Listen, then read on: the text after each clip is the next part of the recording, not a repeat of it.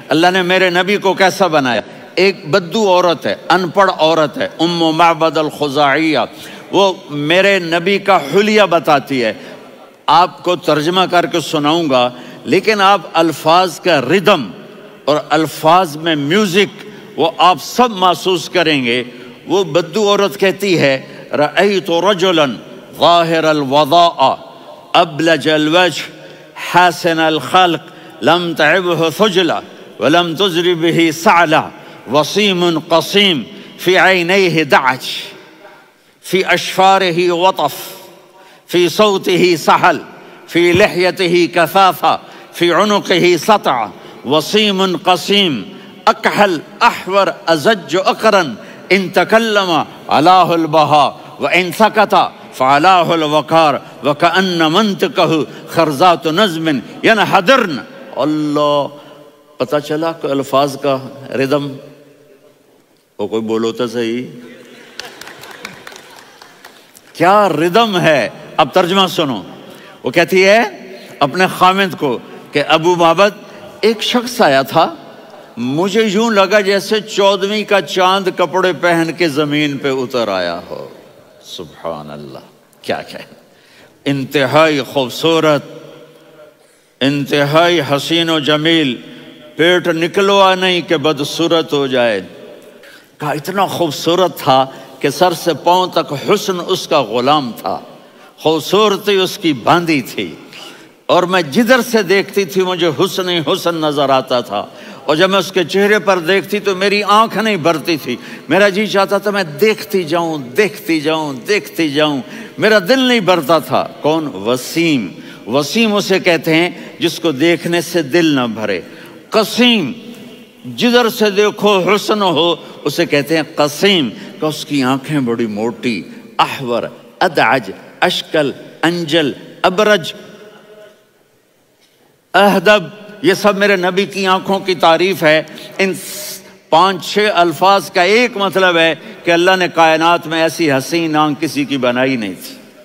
حسن و جمال آنکھوں میں، اور پلکیں بڑی لمبی. یہ عورتیں یہاں نکلی لگا لیتی ہیں نا لمبا لمبا کرنے کے لیے، تو میرے نبی کے قدرتی یہ بال لمبے تھے حسن کو بڑھانے کے لیے.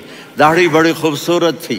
زبان میں، آواز میں جادو تھا، آواز میں کشش تھی، آواز میں ایک ایسا دل کھنچتا تھا. گردن لمبی تھی، سر سے پاؤں تک حسن و جمال تھا. جب وہ بولتے تھے نور چھا جاتا تھا، جب وہ خاموش ہوتے تھے وقار چھا جاتا تھا. اور سوا البطن و صدر، سینہ اور پیٹ برابر. سبت القصب، سیدھا قد تھا، سیدھا قد، بالکل سیدھا قد. عریض المنکبین، چھاتی چوڑی تھی. طویل الزندین، بازو لمبے تھے. رحب الراحہ، یہ ہتھیلی بڑی چوڑی تھی. چوڑی ہتھیلی سخاوت کی نشانی ہوتی ہے. رحب مسیح القدمین، پاؤں اتنے نرم تھے لگتا تھا اس پر تیل لگا ہوا ہے، اور پانی اس سے یوں نیچے چلا جاتا تھا. اور یمشی تکفین، کندھے جھکا کے چلتے تھے. اللہ اکبر. یہاں 4 آدمی سلام کریں تو آدمی یوں ہو جاتا ہے، اور میرے نبی کو فرشتے سلام کر رہے ہیں اور آپ یوں چلتے تھے، ایسے ایسے چلتے تھے، تھوڑے سے کندھے جھکا کے چلتے تھے. ایسے آپ کبھی نہیں چلے. جو دیکھنے میں ایسا حسین ہو اس سے پیار کیوں نہ کیا جائے. خاندان اونچا ہو تو آدمی اس کی قدر اور عظمت کرتا ہے. میرے نبی کا خاندان کیا ہے؟ میرے نبی نے فرمایا اللہ نے آدم کی ساری اولاد سے عرب کو چنا، عرب کی ساری اولاد سے مضر کو چنا، مضر کی ساری اولاد سے قریش کو چنا، قریش کی ساری اولاد سے ہاشم کو چنا، اور ہاشم کی ساری اولاد سے اللہ نے مجھے چنا. میں سب سے اعلیٰ خاندان کا ہوں، عالی نسب ہوں. میرے اللہ نے میرے 10 نام رکھے ہیں. میں محمد، میں احمد، میں ماہی، میں حاشر، میں عاقب، میں فاتح، میں ابو القاسم، میں طٰہٰ، میں یاسین. ان سے پوچھو. میں ایک مثال دیتا ہوں. محبت ہوتی ہے نا، چھوٹا بچہ گود کا، میرا چاند، میرا دلارا. یہ اس کا بچہ ہے بٹن جتنا، یہ نبیل کا اتنا سا ہے، تو اس کو کبھی یوں اٹھاتا ہے، کبھی یوں اٹھاتا ہے، کبھی یوں اٹھاتا ہے، کبھی یوں اس کو لوریاں دیتا ہے. میرا چاند، کالا ٹٹ، میرا چاند، میرا چاند.